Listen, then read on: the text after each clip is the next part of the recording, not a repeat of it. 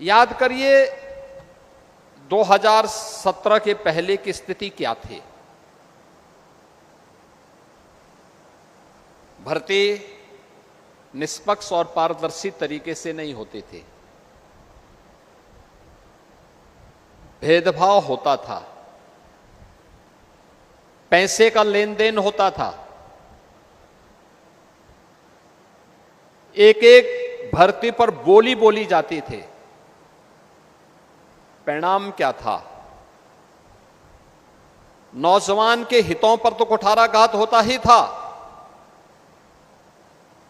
साथ साथ प्रदेश की कानून व्यवस्था भी तहस नहस हो गई थी।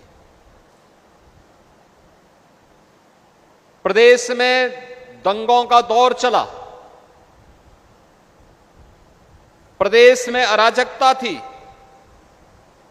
गुंडागिर्दी थी, न बेटी सुरक्षित थी, न व्यापारी सुरक्षित था। कोई व्यक्ति घर के बाहर जाता था तो सायंकाल होते होते परिवार के लोग चिंतित होने लगते थे कि वह कब घर सुरक्षित पहुंचेगा। प्रदेश में निवेश नहीं होता था तो विकास पूरी तरह अवरुद्ध हो गया था। नौजवान प्लान कर रहा था। प्रदेश के अंदर अराजकता, दंगों के उस दौर में लगातार आतंकी घटनाओं ने भी अंजाम देना प्रारंभ किया। अनेक घटनाएं प्रारंभ हुई। अयोध्या में से राम जन्मभूमि पर आतंकी हमला हो,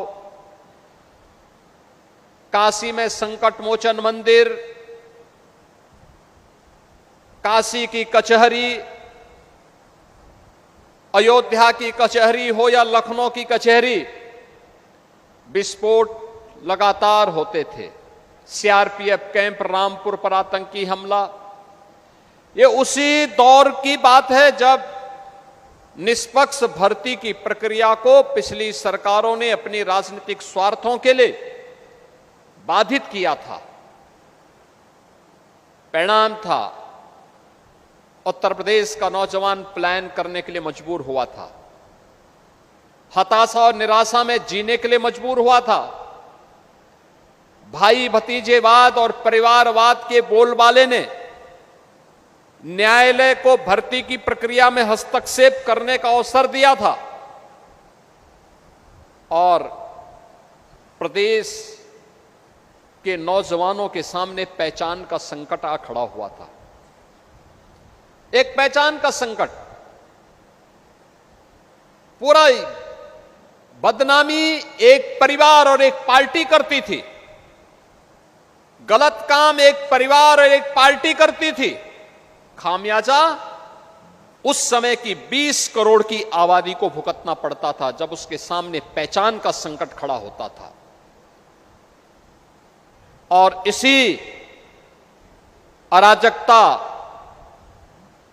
गुंडागिर्दी, लंबे कर्फ्यू के दौर से गुजर रहे उत्तर प्रदेश में प्रधानमंत्री मोदी जी के आह्वान पर 2017 में जब हमारी सरकार आती है तो हम लोगों ने भर्ती की इस प्रक्रिया को ईमानदारी पूर्वक करने के लिए इस बोर्ड की सुदृढ़ीकरण के कार्यक्रम को आगे बढ़ाया और तय किया कि भर्ती की प्रक्रिया पूरी ईमानदारी के साथ होनी चाहिए।